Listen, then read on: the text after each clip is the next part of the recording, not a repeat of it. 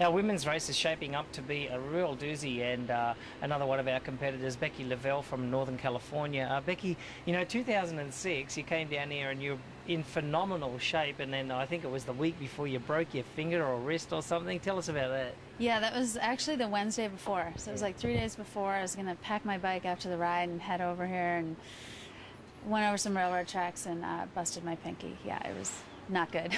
I was out. So there was a role reversal. You were in there, and you were out. Brian was in, and Brian raced. And then last year, both of you, and now this year, Brian's out, and he's having to support you. So how does that feel? It's kind of nice, actually. He's my little Sherpa support man. Does what I say. It's good. He's always great support out on the course. So I'm looking forward to having him there. I've asked all the girls this question. People at home probably getting sick of it, but quite a lot of great swimmers in our women's field. 5 or 6 of you that can, pretty much swim, at the same pace. You and Julie, as you know very well, and also Dee Dee Griesbauer, Joanna Zeiger, Pip Taylor. There's quite a lot of you guys that can swim very, very fast. Yeah. And how do you see it shaping up?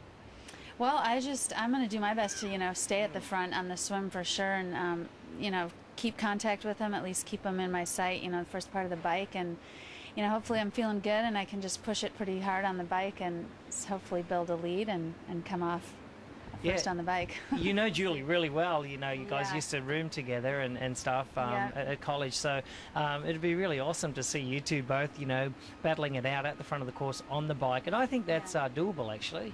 I think so too. Last year that was my plan too, and I for whatever reason didn't have it in my legs, and she pretty much took off. Actually, I think she got me in the swim too, so she was gone, and it's tough when someone gets out of sight. You don't know how much time they're gaining on you, or you're losing on them. So definitely got to keep in contact and just push hard. 56 miles. Yeah, 56 miles. Then you've got to finish off with 13 miles of running. Now, you've won, several, 70.3 events and half Ironmans in the past. So, coming in, how's your confidence level?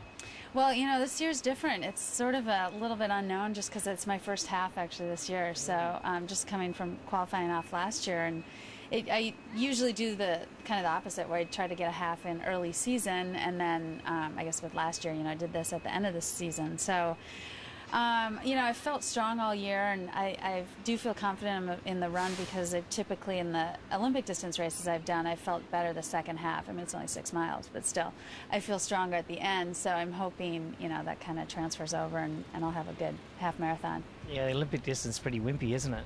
Yeah, well, it's faster. No, and that's right. You're very fast. You've represented the United States at many World Championships and done very well.